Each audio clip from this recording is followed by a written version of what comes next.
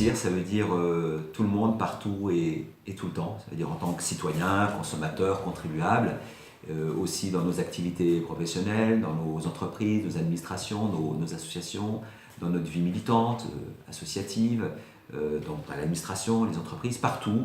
Il faut faire feu de tout bois pour réussir. Puisqu'on parle de la Poste, nous sommes là pour parler de la Poste.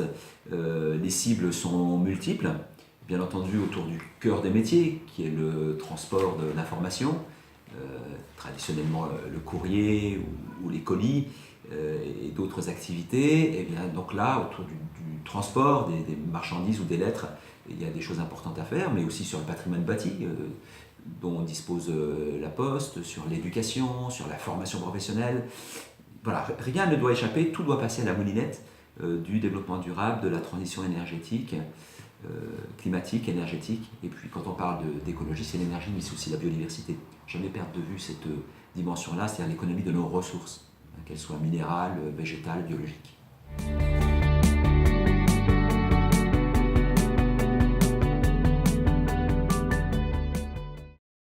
Alors, comme c'est tout le monde et partout tout le temps, la Poste, non seulement l'est, mais je pense qu'elle a un rôle particulier, notamment tout ce qui est issu finalement du secteur public, historiquement. En tout cas, on a une responsabilité un peu plus importante quand on représente l'intérêt général et le secteur public ou assimilé, parce qu'on a la valeur d'exemple.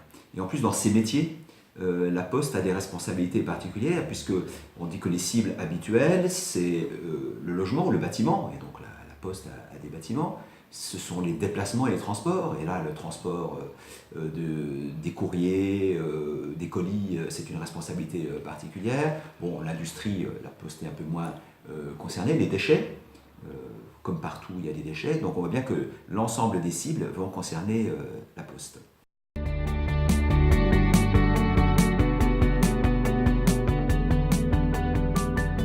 On sait que la Poste cherche à se débarrasser entre guillemets de tous les déplacements liés au diesel, avec ses voitures électriques, avec les quads, les 3 roues, les vélos électriques.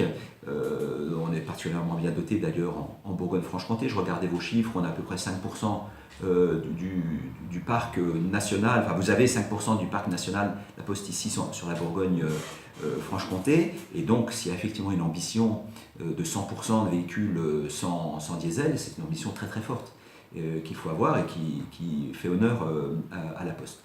Le fait que vous soyez aussi engagé avec le décret, je crois, du 1er juillet 2016 dans les tri des déchets 5 flux, c'est important aussi. Vous avez beaucoup de papier et carton notamment, mais il y a aussi d'autres déchets que vous avez en main. Donc c'est très bien parce que c'est derrière tout ce qu'on appelle l'économie circulaire. Si on veut économiser nos ressources, nos matières premières et aller moins les extraire dans le sol, déjà pour ne pas les épuiser, mais aussi parce que tout ça génère des pollutions, eh bien c'est utiliser ces déchets qui deviennent des matières premières secondaires.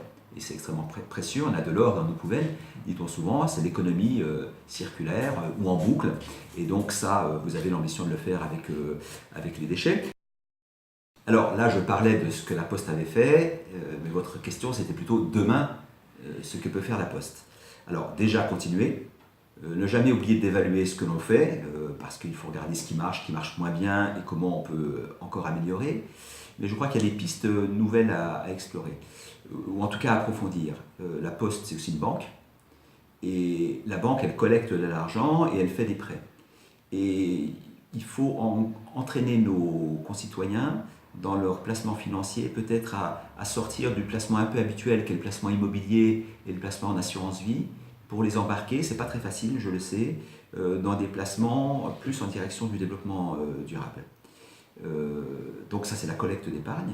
Et dans les prêts que peut faire la banque, accorder un soin particulier à tous les prêts, que ce soit pour l'entreprise mais les particuliers surtout, qui vont dans le sens de la transition énergétique, quand les personnes font par exemple des prêts pour faire les travaux d'isolation d'énergie ou pour convertir un vieux véhicule diesel en véhicule moins polluant. Donc l'aspect financier est important.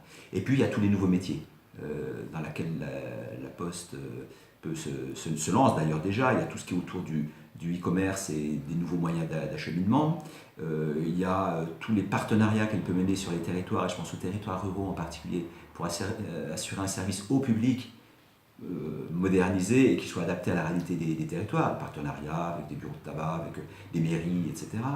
Il y a tous les métiers, il y a tout ce qui tourne autour du service du dernier kilomètre, où là, effectivement, notamment dans les villes, la substitution de véhicules moins polluants, plus petits, peut être intéressant pour la qualité de vie et aussi le développement durable. Toute la formation, l'accompagnement des personnels, je sais que c'est un point important à la Poste, mais tout l'accompagnement à la formation continue et à cette prise en compte du développement durable est un critère essentiel, comme l'éducation d'une manière générale, chez nos enfants depuis le plus jeune âge, mais aussi lors de la vie professionnelle, l'aspect formation est décisif. Voilà. Et puis tous les services à la personne aussi, qui peuvent économiser des déplacements pour les personnes, outre le fait que ça rend des services. Donc on voit beaucoup de secteurs sur lesquels la Poste peut être particulièrement bien positionnée. Donc voilà, il y a un bel avenir devant nous, devant vous, et il y a du boulot.